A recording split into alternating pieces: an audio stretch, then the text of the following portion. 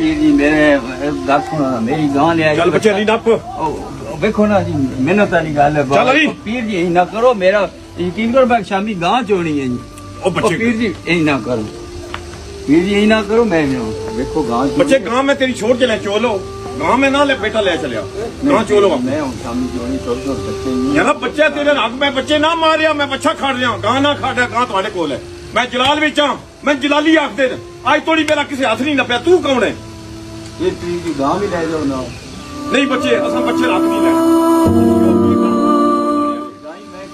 میرا بچہ پہاڑے پہ جاتی نہ پی تو میرے کو آ جائے بچہ دے میں گاں پہاڑے پہ جاتی شابا بچے شابا شابا چل بچے پیر جی مہربانی کرو میں آنا یقین کرو آج تھوڑی تاریخ دستی ہے میرے ہاتھ کسے نہیں لیا تو پہلا بندہ جس لینے اج اللہ دی رحمت جے تیرے گھر ہوئی ہے تے کلے میں لگے رہنے ایک کلے لگے رہنے ایک کلے لگے رہنے لے جاؤ جی گاں بھی لے جاؤ پیر جی لے جاؤ گاں بھی لے جاؤ بچے کلے لگے رہنے چل چھوڑا چل خلیفے ٹھیک ہے جی اللہ دے والے اللہ دے والے اللہ سونے دے والے بچے ہو اندازہ کریں ان لوگوں کا یعنی ذہن کی پستی کا لیول حالت دیکھیں ان کی اچھا اب یہ جب ہم باتیں کریں گے نا تو وہ کہیں گے نہیں نہیں نہیں یہ تو جعلی پیر ہے اصلی کیڑے نے اصلی بھی چندے کھا رہے ہیں استحصال کر رہے ہیں غریبوں کا کوئی محنت مزدوری نہیں کرتے لوگوں کے چندوں کے اوپر پلتے ہیں کون سے اصلی ہیں اللہ سے ڈر جائیں یہ ایک پورا کاروبار ہے جو چل رہا ہے اپنے والدین کو کیسے قائل کریں جو پیری مریدی کو مانتے ہیں وہ شرک ہے اگر آپ کی ویڈیوز دکھاتے ہیں تو کہتے ہیں کہ یہ بندہ گمراہ تو میری ویڈیو دکھانے کو آپ کو کہا کس نے بھائی میری ویڈیوز نہ دکھائیں آپ خود سمجھائیں ان کو انہیں بتائیں کہ پیری مریدی کا جو معاملہ ہے وہ خلیفہ وقت کے ساتھ ہوتا ہے یا وقت کے پیغمبر کے ساتھ ہوتا ہے یہ تو سارا فراڈ ہے جو لے کے چل رہے ہیں اور ان کو پیروں کی ویڈیوز دکھائیں جو اپنی مریدنیاں کیچ کرتے ہیں وہ ویڈیوز دکھائیں آپ ان کو ان پیروں کی ویڈیوز دکھائیں جو نگاہیں مار کے اپنے مریدوں کو جلا کے راکھ کر دیتے ہیں آپ ان کو یہ بتائیں آپ ان کو پیروں کی ویڈیوز دکھائیں کہ غوث پاک کے ساتھ پوری زندگی ایک بندہ دھوبی رہا لیکن غوث پاک اسے یہ نہیں بتا سکا کہ قبر میں 3 سوالوں کے جواب کیا ہیں یہ غوث پاک کی نالائکی ہے یہ تو کہہ رہے ہیں نا دھوبی جو ہے وہ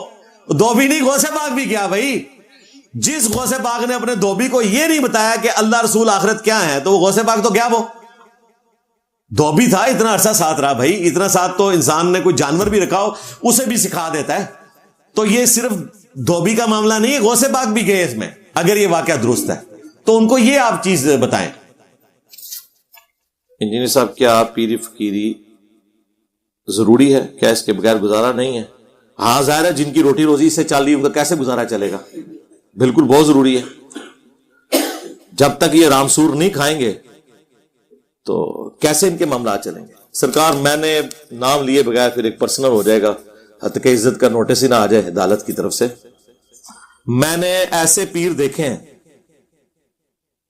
جن کو نماز بھی صحیح نہیں پڑھنی آتی اندر تو پتہ نہیں کیا وہ پڑھتے ہوں گے جو ظاہر نماز ہے نا وہ بھی غلط پڑھتے ہیں 2 سجدوں کے درمیان بیٹھتے نہیں قوما نہیں صحیح کرتے اس لیے نہیں کہ وہ بوڑھے ہوئے ہیں مراد یہ کہ وہ نماز مغرب لاندے ہیں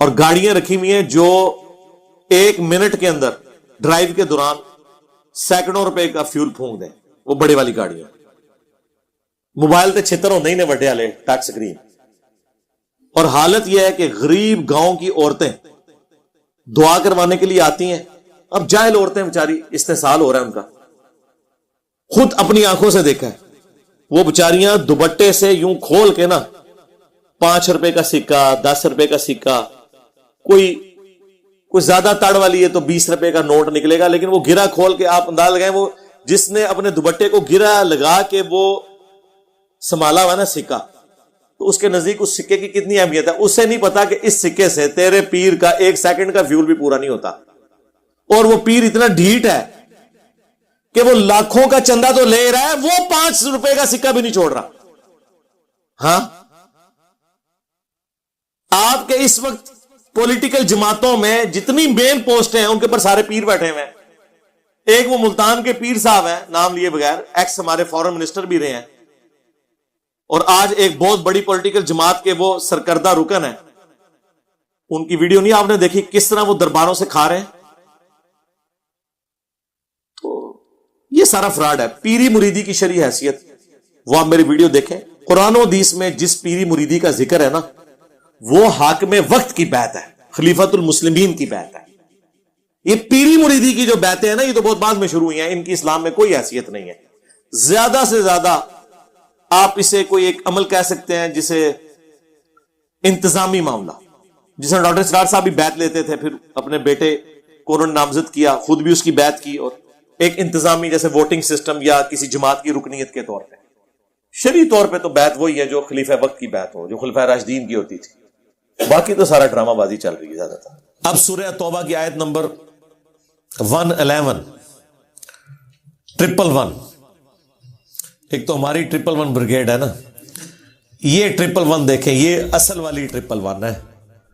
سورہ التوبہ کی آیت نمبر 111 کمال آیت ہے. یہ جو جتنا یہ فتنہ کھڑا کیا ہوا نا پیری مریدی کا, کہتے ہیں جی جس کا کوئی پیر نہیں اس کا پیر شیطان ہے, پیر ضرور ہونا چاہیے, ٹھیک ہے. اور جب ہم پوچھیں یہ کہاں لکھا ہوا ہے, وہ کہتے ہیں وہ جی حضرت بایزید بستامی نے فرمایا. بھائی حضرت بایزید بستامی کا قرآن و سنت کے ساتھ کیا لینا دینا؟ دین تو اس شخصیت کے اوپر نازل ہوا ہے جس کی قبر مدینے میں ہے صلی اللہ علیہ وآلہ وسلم. وہ کہتے ہیں دیکھیں اللہ کے نبی پیر تھے صحابہ کرام کے, اور صحابہ کرام ان کے مریدین تھے. اچھا جی آگے چلیں, کہتے ہیں دیکھیں خلفائے راشدین بھی تو صحابہ کرام کے پیر تھے, حالانکہ اس بیعت کا پیری مریدی کی بیعت سے کوئی لینا دینا نہیں. نبی علیہ السلام نے جو بیعت لی صحابہ کرام سے, ایک تو ایمان کے لیے, پلس وہ اللہ تعالیٰ کے ریپریزنٹیٹو تھے آن دا فیس آف ارتھ, اور ان سے اختلاف نہیں ہو سکتا تھا. اور اس کی اصل وہ سورۃ النساء کی آیت نمبر 59 ہے, یا ایھا الذین آمنوا اطیعوا اللہ واطیعوا الرسول, اے اہل ایمان اطاعت کرو اللہ کی اور اطاعت کرو اس کے رسول کی. وَأُولِي الْأَمْرِ مِنْكُمْ, اور اپنے حکمران کی بھی. اچھا حکمران کے ساتھ اللہ تعالیٰ نے اطیعوا کا لفظ نہیں استعمال کیا, فرق رکھا کہ ایبسولوٹ اطاعت اللہ اور اس کے رسول کی ہے عز و جل و صلی اللہ علیہ وآلہ وسلم, باقی جس کی بھی اطاعت ہے وہ اس دائرے کے اندر ہے. وَأُولِي الْأَمْرِ مِنْكُمْ, اور اپنے حکمران کی بھی. لیکن ساتھ ہی فرما دیا اسی آیت میں فَإِن تَنَازَعْتُمْ فِي شَيْءٍ فَرُدُّوهُ إِلَى اللَّهِ وَالرَّسُولِ, اگر تمہارا جھگڑا ہو جائے اپنے حکمران کے ساتھ تو معاملہ تم نے پلٹانا ہے اللہ اور اس کے رسول کی طرف عز و جل و صلی اللہ علیہ وآلہ وسلم. حکمران سے بھی آپ اختلاف کر سکتے ہیں, اور معاملہ پلٹانا ہے اللہ اور اس کے محبوب صلی اللہ علیہ وآلہ وسلم کی طرف. اِن کُنتُم تُؤْمِنُونَ بِاللَّهِ وَالْيَوْمِ الْآخِرِ, اگر تم اللہ اور یوم آخرت کے اوپر ایمان رکھتے ہو پھر ہی تمہارا یہ ایٹیٹیوڈ ہوگا, اور اسی میں تمہاری خیریت ہونے والی ہے, اسی کا انجام بہتر ہونے والا ہے. یہ سورۃ النساء آیت نمبر 59 میں اللہ تعالیٰ نے واضح فرما دیا. اسی کے تحت ہم کہتے ہیں کہ حکمران وقت کی بھی بیعت ایبسولوٹ نہیں ہے, قرآن و سنت کے دائرے کے اندر ہے. پیری مریدی کی بیعت کا تو اس سے کوئی لینا دینا ہی نہیں تھا. یہ تو پیرلل میں انہوں نے سسٹم کھڑا کیا. اور اگر آپ من و ان وہ احادیث جو بیعت خلافت سے متعلق ہے ان کو پیری مریدی کے اوپر اپلائی کریں گے اجتہاد کے طور پر, پھر سرکار بڑا خطرناک رزلٹ نکلے گا, بلکہ خطرناک نکلے گا, خطرناک سے بھی اگلا ورژن. کیونکہ اس میں تو واضح موجود ہے, بخاری مسلم میں حدیث ہے کہ جو خلیفہ وقت کی بیعت کے بغیر مرا یا وقت کے امام کو پہچانے بغیر مرا وہ جاہلیت کی موت مرا. مسلم شریف میں حدیث ہے جب ایک خلیفہ کی بیعت ہو جائے تو جو کوئی بھی بیعت کے لیے کھڑا ہو اسے قتل کر دو. اسی پہ میں نے عرض کیا تھا کہ اگر یہ قانون مان لیا جائے پھر تو دنیا کے سارے پیر قتل ہو جائیں گے, کوئی ایک پیر آپ کو باقی رکھنا پڑے گا. تو آپ فیصلہ کریں پھر کہ کیا کرنا ہے آپ نے. اگر آپ پیری مریدی کے لیے وہ والی احادیث کا سہارا لیتے ہیں تو منوان اس کو اپلائی کریں گے نا, تو وہ تو اپلائی نہیں کر سکتے. یہاں تو ایک گدی کے اوپر 4 بیٹے ہیں تو وہ آپس میں ایک دوسرے کو قتل کر دیتے ہیں گدی سنبھالنے کے لیے, اور باقی جو پیرلل میں اتنی گدیاں چل رہی ہوتی ہیں جو کبائی کے اڈے ہوتے ہیں ان کا کوئی دین سے لینا دینا نہیں. اس کے لیے قرآن سے دلیل پیش کرنا جی قرآن میں بھی بیعت کا ذکر ہے، احادیث میں بھی بیعت کا ذکر ہے، یہ کتنا بڑا ظلم ہے. قرآن و سنت میں تو لینا دینا ہے نہیں اس بیعت کا. اور وہ بھی جو بیعت تھی خلفائے راشدین کی، وہ بھی کامل الایمان مومنین ہونے کے باوجود، اور ان کے پیچھے اللہ کے نبی بھی کھڑے تھے، علیکم بسنتی و سنت الخلفاء الراشدین المہدیین، تم پر میری سنت، میرے خلفائے راشدین کی سنت لازم ہے. اس کے باوجود ادھر بھی لوگ اختلاف کرتے تھے اور وہ اپنا ڈیسیژن واپس لیتے تھے. بخاری مسلم دونوں میں حدیث ہے، حضرت عمر کے دور خلافت میں سیدنا عمر رضی اللہ تعالیٰ عنہ مسجد نبوی میں داخل ہوئے. انہوں نے دیکھا کہ حضرت حسان بن ثابت نعتیہ اشعار سنا رہے ہیں حضرت ابو ہریرہ کو. تو حضرت عمر کھڑے ہوئے، صرف ان کو دیکھا. انہوں نے دیکھنے کے انداز سے ہی اندازہ لگا لیا کہ یہ تو ابھی اس سے پہلے کہ کچھ کہیں. حضرت حسان جو کہ شاعر تھے، بڑی نرم طبیعت. ابھی تو آپ کو اگر ہم بتائیں کہ جنگوں میں بھی یہ کبھی بھی تلوار لے کے سامنے نہیں آتے تھے. شاعروں کے مزاج میں ہی نہیں ہوتا کہ وہ لڑائی کر سکیں. بڑے رقیق القلب لوگ ہوتے ہیں، وہ کسی جانور کے اوپر بھی چھری نہیں پھیر سکتے. لیکن یہاں دیکھیں دلیری اتنی، کہا ہے عمر اس طرح نہ دیکھ میری طرف، تو اس سے بہتر شخص مسجد میں ہوتا تھا، میں انہیں بھی نعتیہ اشعار سناتا تھا. حضرت عمر نے بھی کچھ بولا بھی نہیں ہے، اور یہ بندہ اتنا دلیر ہو گیا شاعر ہونے کے باوجود کہ اس طرح دیکھا بھی کیوں. یہ دلیری کس نے دی تھی ان کو؟ اللہ کے محبوب علیہ السلام نے. یہ جرت کس نے دی تھی؟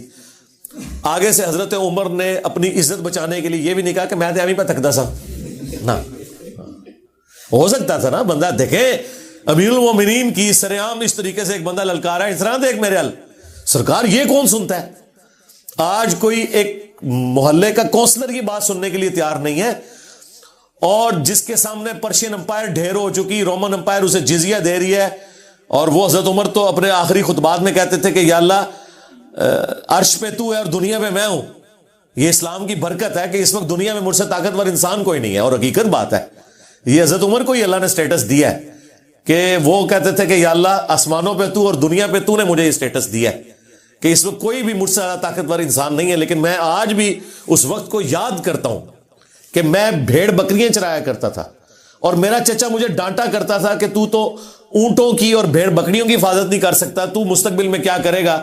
آج اسلام کی برکت سے اللہ نے مجھے اتنی بڑی حکومت دی ہے. ٹھیک ہے، اس لیول کے اوپر ایک بندہ ہے، اور وہ پھر مزاج کا بھی سخت ہے. اور آگے سے حدیث بھی نہیں سنائی، علیکم بسنتی و سنت الخلفاء الراشدین المہدیین. ہو سکتا ہے کہ ادھر بریلوی دیوبندی بیٹھا ہوتا حدیث بھی سنا دیتا کہ حضرت سنا حدیث انہوں بدتمیزی کر رہے تھوڑے نال، ایک گستاخی کر رہے. یہ بھی نہیں ہوا. تو جب انہوں نے یہ جملہ سنا، کیونکہ بات آئی تھی اللہ کے نبی کی صلی اللہ علیہ وآلہ وسلم، ہاں، تو انہوں نے کہا کہ اس حدیث پر گواہ لے کر آؤ. انہوں نے کہا یہ حضرت ابو ہریرہ بیٹھے ہوئے. حضرت ابو ہریرہ نے گواہی دی کہ امیر المومنین میں گواہی دیتا ہوں کہ نبی علیہ السلام نہ صرف نعتیہ اشعار سنتے تھے بلکہ دعا فرمایا کرتے تھے کہ اے اللہ حسان کی مدد فرما روح قدس کے ذریعے، جس طرح تو نے مدد فرمائی عیسیٰ ابن مریم کی، وَأَيَّدْنَاهُ بِرُوحِ الْقُدُسِ. تو حضرت عمر وہاں سے چلے گئے. اس ایک واقعے سے کتنے رزلٹ نکلے؟ نمبر 1، خلیفہ راشد بھی ہو، اگر وہ قرآن و سنت کے خلاف کوئی بات کرے آپ نے ایکسیپٹ نہیں کرنی. نمبر 2، اعلانیہ اس سے اختلاف کرنا ہے. نمبر 3، خلیفہ راشد کا بھی کتنا جگرا ہوتا تھا کہ وہ حدیث سن کے سرنڈر کرتا تھا. نمبر 4، حضرت عمر حضرت ابو ہریرہ کو ثقہ اور صدوق مانتے تھے، جبھی ان کی گواہی قبول کی. لہذا روافظ کا یہ کہنا کہ وہ حضرت ابو ہریرہ کو جھوٹا سمجھتے تھے، یہ بالکل غلط ہے. اس پہ الگ سے میری ایک تفصیلی ویڈیو بھی ریکارڈ ہے. اور نمبر 5، اگر حضرت عمر کو یہ پتا نہیں تھا کہ مسجد نبوی میں محفل نعت ہوتی تھی اور نبی علیہ السلام سنتے تھے، حالانکہ وہ اتنے بڑے جید صحابی ہیں اور خلیفہ راشد ہیں، ان کو بھی یہ حدیث نہیں پتا تھی، تو سرکار اگر آپ کے کسی امام سے کوئی حدیث چھپی رہ گئی ہے تو اس میں اس امام کا مرتبہ کو گر نہیں گیا. اور جی انجینئر صاحب نے دسیا ساڑھے بزرگوں نے نہیں سی پتا، ساڑھے اماموں نے نہیں سی پتا، اور تواڈے بزرگ تے شاہی کوئی نہیں، ہاں سیدنا عمر جیسا ہے ہی کوئی نہیں، تیرے امام تے شاہی کوئی نہیں. اگر حضرت عمر سے یہ حدیث چھپی ہوئی تھی کہ مسجد میں نعتیہ اشعار پڑھے جا سکتے ہیں تو ان کے بعد کون یہ دعویٰ کر سکتا ہے کہ میں ان سے بڑا عالم ہوں؟ تو کسی سے کوئی چیز اوور لک بھی ہو سکتی ہے. کتنے رزلٹ نکلے. یہ اس بیعت کا سٹیٹس تھا. یہاں یہ جو پیر بنے ہوئے ہیں ان کے مریدین ان سے اختلاف کر سکتے ہیں؟ کر کے بتائیں. کبھی نہیں کر سکتے. آپ کو سنائیں گے ممبر سے کہ حضرت عمر سے بھرے مجمع میں کسی نے پوچھ لیا تھا کہ مال غنیمت میں ایک چادر ملی تھی سب کو اور آپ کا قد لمبا ہے, آپ نے کیسے اپنا لباس سلوا لیا؟ ہم اس وقت تک آپ کا خطاب نہیں سنیں گے جب تک کہ آپ کلیریفیکیشن نہ دیں. تو حضرت عمر نے کہا کہ میرا بیٹا بتائے گا. تو عبداللہ بن عمر نے کہا کہ میں نے اپنے حصے کی چادر اپنے باپ کو دی تو انہوں نے اپنا لباس سلوا لیا. یہ جب کوئی واقعہ سنا رہا ہو نا تو اسے آپ نے ممبر سے نہیں نیچے اترنے دینا. اسے کہنا ہے کہ حضرت میں بھی سیدنا عمر کے اس ساتھی کی سلمان فارسی کی سنت پہ عمل کرنے لگا ہوں, تو آپ بھی ذرا حضرت عمر کی سنت پہ عمل کر کے نا کلیریفیکیشن دیں کہ 4 سال پہلے آپ اسلام آباد کی اس مسجد میں چٹائی پہ بیٹھتے تھے اور ایک مٹکا رکھا ہوا تھا اور 2-3 ساتھ لوٹے رکھے ہوئے تھے. پھر یہ بعد میں جب سیکٹر ڈیولپ ہوا یہاں پہ ایک مسجد بن گئی اور آپ کی تنخواہ 10,000 مقرر ہوئی تھی. آج آپ نے گاڑی اور ڈرائیور بھی رکھے ہوئے ہیں اور ایک شاہانہ زندگی گزار رہے ہیں, حالانکہ آپ کی تنخواہ تو اتنی نہیں ہے. یہ اللہ کا اتنا فضل آپ پہ کہاں سے ہوا ہے ذرا بتائیں. یہ نہ اسے کہیں کہ آپ نے چندے میں سے چوری کیا ہوگا. یہ خود وہ انشاءاللہ خود رزلٹ نکالے گا اور اس سے پہلے یہ اپنے مریدین کے ذریعے آپ کے اوپر جھپٹ پڑے گا کہ مجھے چور سمجھتے ہو. کلیریفیکیشن نہیں آپ کو کبھی دے گا. اور پیروں کو تو چھوڑ دیں, ان کا تو سٹیٹس ہی بہت بلند ہے. یہ تو میں مولویوں کی بات کر رہا ہوں. ہاں, پیروں نے تو مولوی ہائر کیے ہوتے ہیں اپنی منقبتیں پڑھنے کے لیے. آپ نے دیکھا یہ کبھی عرس ہوتے ہیں نا درباروں کے اوپر, پیر صرف خاموشی سے آ کے بیٹھتا ہے روب قائم کرنے کے لیے, اینڈ پہ نا ایسے کر کے دعا کرواتا ہے تاکہ روب رہے کہ پتہ نہیں کتنا عالم فاضل ہے. حالانکہ میں تو یقین نہ کہنا نماز بھی نہیں سنا سکتے صحیح طریقے نہ. یہ ان کی حالت ہے. ترجمہ تو چھاڑ دو لیکن روب رکھا ہوا ہے. تقریر نہیں یہ کر سکتے, نہ یہ آیت صحیح طریقے سے پڑھ سکتے ہیں, نہ کوئی حدیث سنا سکتے ہیں. مولوی انہوں نے بھرتی کیے ہوتے ہیں, وہ آ کے پہلے ان کی تعریف کرتے ہیں, اس کے بعد کوئی جھوٹے واقعات مرے ہوئے کے جو قبر میں پڑا ہے اس کے سناتے ہیں, الٹیمیٹلی وہ بھی اپنا حصہ لے کے چلے جاتے ہیں. یہ ٹوٹل پیروں کا پورا سسٹم ہوتا ہے. یہی تو دیکھیں پیر نصیر الدین نصیر صاحب رحمہ اللہ, ان کا یہی تو جھگڑا تھا وہ اپنے پیرلل میں جو دوسری گدیاں چل رہی تھیں کہ یار مولویوں سے کیوں تقریریں کراتے ہو, خود کرو. اب پیر نصیر الدین صاحب تو عالم دین تھے, وہ تو تقریر کر لیتے تھے. ان کو یہ بھی پتا تھا کہ یہ جو دوسرے میرے جو پیرلل میں چل رہے ہیں, ظاہر ہے کہ وہ یہ 2 بھائی تھے نا, بابو جی سرکار دے 2 بیٹے سن جی, وڈے لالا جی تے چھوٹے لالا جی. تو وڈے لالا جی کی گدی پہ تو یہ بیٹھ گئے پیر نصیر الدین صاحب, اور چھوٹے لالا جی خود زندہ تھے, وہ ان کے سسر بھی تھے اور بول چال بھی بند تھی, کیونکہ پیر نصیر الدین صاحب جو ہے نا وہ پیری مریدی میں یہ جو پورا سسٹم ہے اس کی خرابیاں ہائی لائٹ کرتے تھے, کتابی شکل میں بھی تقریروں میں بھی. الٹیمیٹلی وہ گولڈا شریف ان کو جمعہ بھی نہیں دیتے تھے. کبھی ایک بار کو موقع آیا تو ان کو ایک آدھ جمعے کی تقریر دی جاتی تھی اور وہ اس میں بھی پھر 3-5 کر کے رکھ دیتے تھے. خیر انہوں نے پھر اپنی ویڈیوز ریکارڈ کروائی اور وہ سارا سلسلہ انہوں نے چلایا. اللہ تعالیٰ ان کی غلطیوں سے درگزر فرمائے. جو انہوں نے توحید کی آواز بلند کی تو اس پہ اللہ تعالیٰ انہیں اجر دے. تو وہ تو میری ایک ویڈیو آپ دیکھیں توحید سے متعلق 10 دھوکے, اس کے شروع میں میں نے ان کے ویڈیو کلپس ڈالے ہیں, ان کی تصویر بھی تھمب نیل پہ لگی ہوئی ہے. وہ کتنی دلیری کے ساتھ توحید بیان کیا کرتے تھے. وہ کہتے ہیں ماں پی نا, میں کسی نے کچھ نہیں دے سکتا. اور وہ بھی اسے کہتے تھے کہ جی کوئی ہے نا کہ جوڑ دکھا سکتے ہیں, آئے دکھائے میں مان لاں گا. یعنی یہی بات ہے میں کرتا ہوں. کہتے دیکھیں جی بزرگوں کا مذاق اڑا رہے ہیں. میں ان کو کہتا ہوں نا کہ جی وہ تخت بلقیس آ گیا تھا, بالکل آ گیا تھا. آپ ذرا وائٹ ہاؤس کو لا کے مارگلا ہلز پہ رکھے, میں آپ کو مان لوں گا.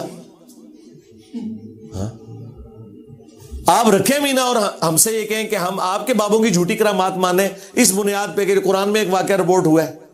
جو رپورٹ ہو گیا وہ تو ٹھیک ہے, وہ تو عیسیٰ ابن مریم بھی بغیر باپ کے پیدا ہوئے ہیں. آپ اگر یہ کلیم کریں کہ میرے یہ جو بزرگ یہاں پہ دفن ہے یہ بھی بغیر باپ کے پیدا ہوئے ہیں, ہاں تو اس کا مطلب آپ کو پتا کیا پاکستان کے معاشرے میں اس کا تو کوئی اور ہی مطلب نکلے گا. کوئی بھی آپ کی کرامت ماننے کے لیے تیار نہیں ہوگا. اچھا اے کرامت کیوں نہیں کوئی بزرگ دکھا سک رہا ہوں تک, دکھاؤ نا.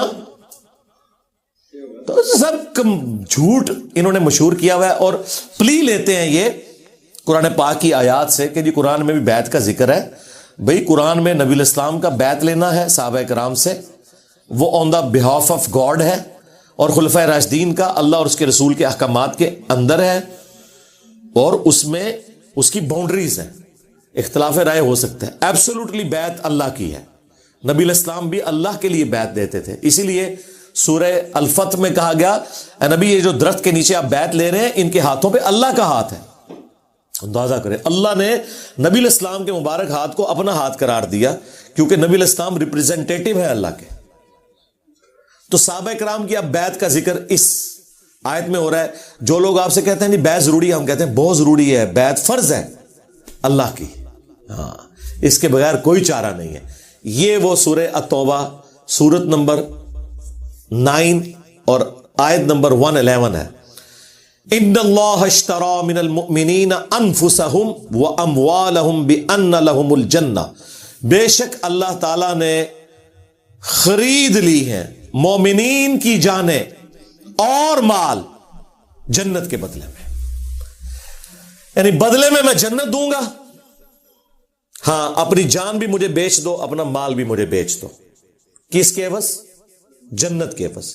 پہلے تو ہوتا ہی بارٹر سسٹم تھا نا, دودھ دے کے آپ گندم لیتے تھے, جن کے پاس گندم ہوتی تھی وہ گندم دے کے دودھ لے لیتے تھے, یعنی اشیاء کے بدلے اشیاء. یہ کرنسی والا سسٹم تو بعد میں شروع ہوا, اس زمانے میں بھی تھا, دینار درہم بھی تھے, لیکن بارٹر سسٹم بھی تھا.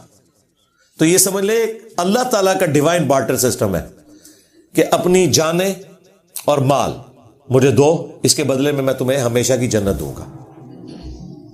اور وہ جنت ایسی کہ جس میں نہ موت آئے گی, نہ بڑھاپا آئے گا, نہ پریشانی آئے گی, اور سب سے بڑھ کر وہ جنت کی نعمتیں ابدی ہیں, اور ہر وہ نعمت ہے جو آپ خواہش کریں گے. اسی پہ تو میں نے کہا تھا کہ اللہ تعالیٰ نے کتنا کرم فرمایا ہے اپنی مخلوق کے اوپر کہ 60-70 سال کی زندگی مجھے دے دو, اس کے بدلے میں جنت کی ہمیشہ کی زندگی دوں گا, اور جو تم خواہش کرو گے وہ تمہیں ملے گا.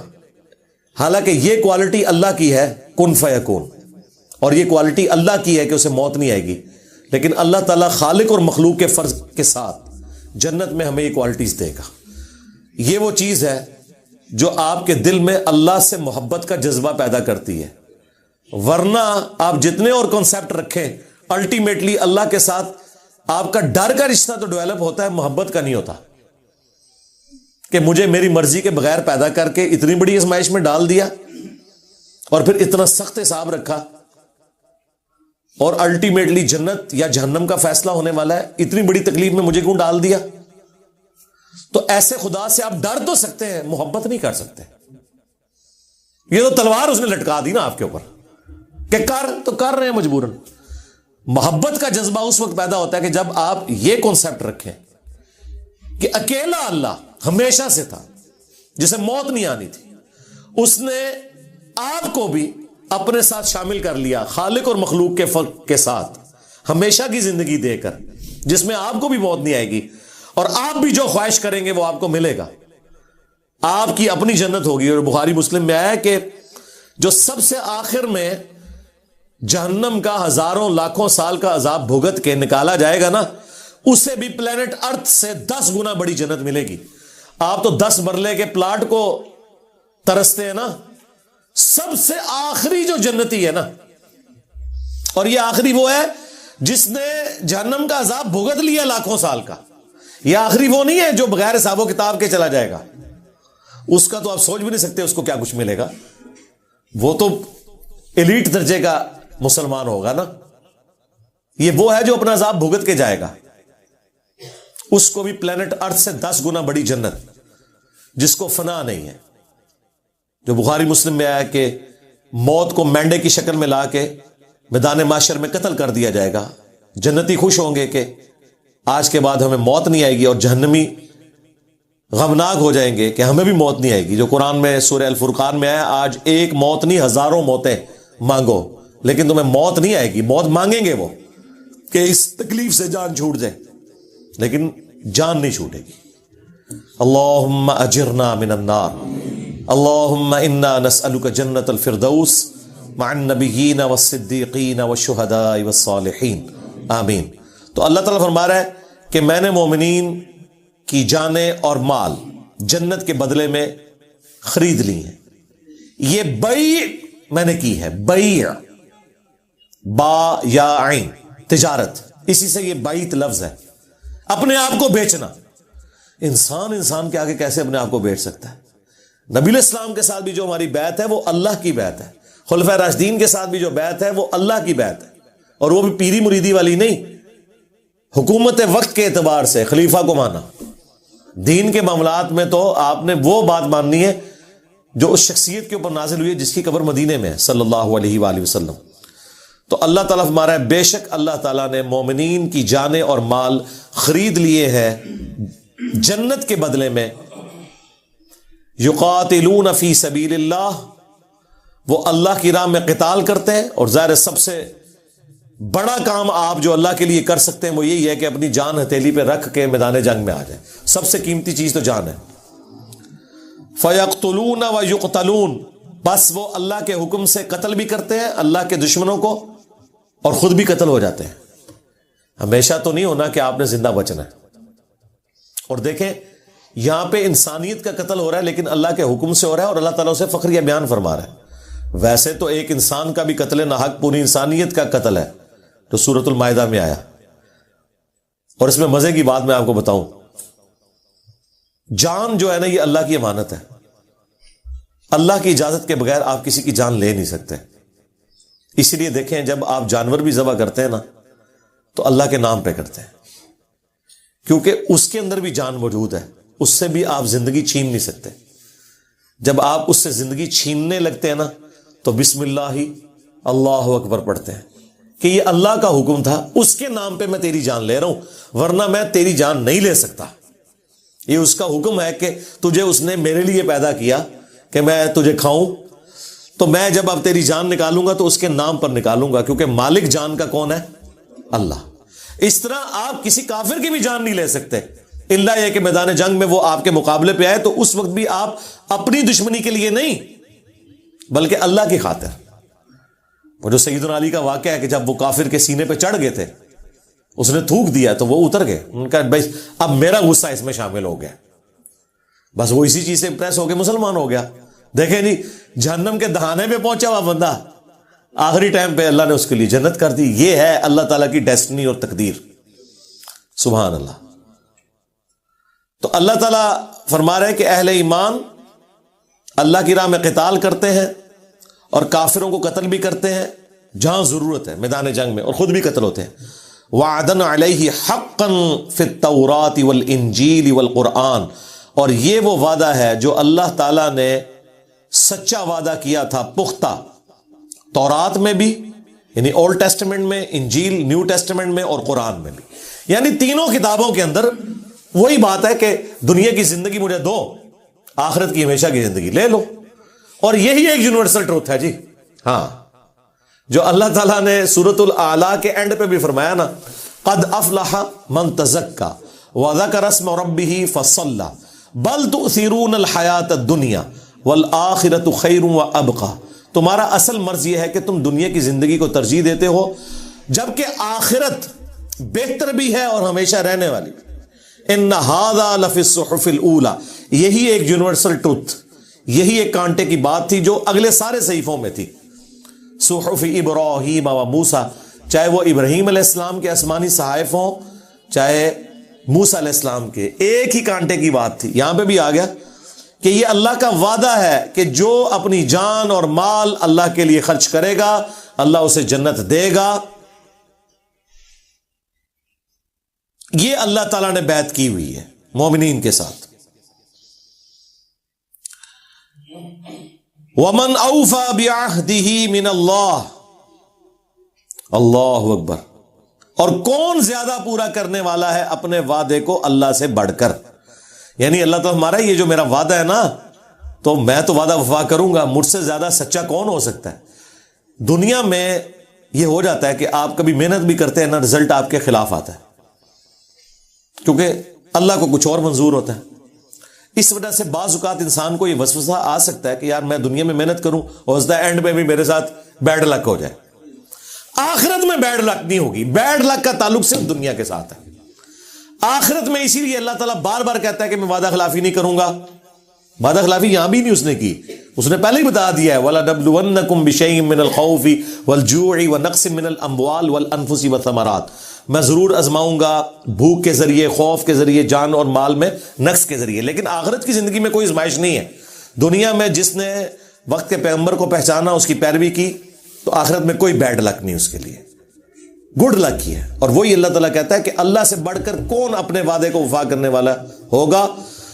فَاسْتَبْشِرُوا بِبَيْعِكُمُ الَّذِي بَايَعْتُمْ بِهِ, بس خوشیاں مناؤ اس بیعت کے اوپر جو تم نے اللہ کے ساتھ کی ہے. یہ دیکھیں, یہ بیعت کا لفظ آ گیا. جو میں نے کہا تھا نا, بیعت کس سے ہے؟ اللہ سے. اور اللہ کہہ رہا ہے یہ وہ بیعت ہے جس پہ خوشیاں مناؤ. یہاں لوگ خوش ہوتے ہیں کہ میں نے پیر کے ہاتھوں میں ہاتھ دے دیا, اور وہ کہہ رہے ہیں کہ میں اس وقت تک جنت میں نہیں جاؤں گا جب تک کہ لے نہ جاؤں ساتھ. تو آپ سے پہلے جنت ہی جا کے دس, اتنا آسان ہے جنت کمانا. تو جنت میں وہ لوگ جائیں گے جنہوں نے نبی الاسلام کو اپنا امام مانا ہے. اللہ تعالیٰ تو قرآن میں واضح فرما رہا ہے کہ اس بیعت کے اوپر خوشیاں مناؤ جو تم نے اللہ کے ساتھ کی ہے.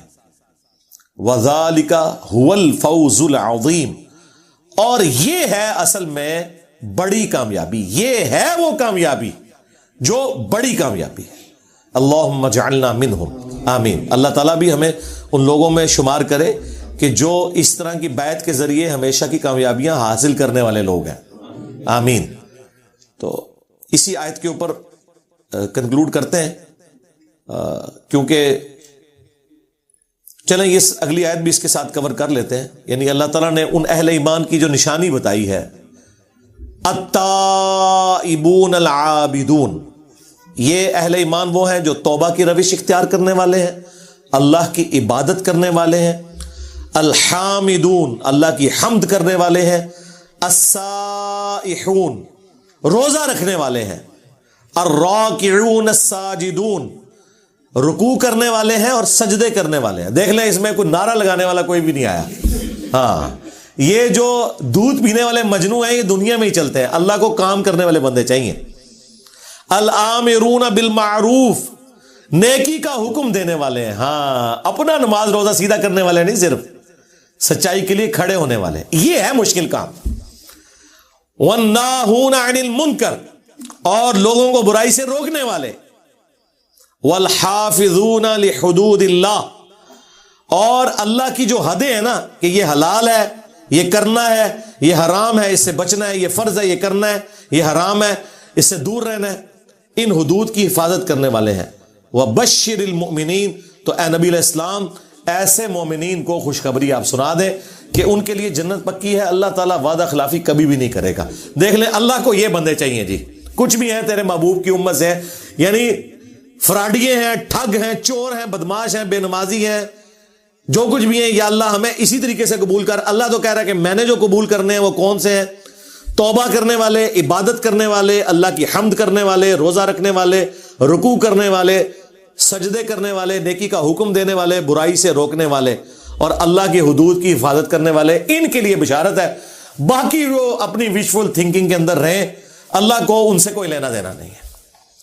اللہم من احییتہ منا فاحیہ علی الاسلام ومن توفیتہ منا فتوفہ علی الایمان. سبحانک اللہم وبحمدک, اشہد ان لا الہ الا انت, استغفرک واتوب الیک, وما علینا الا البلاغ المبین. جزاکم اللہ خیر.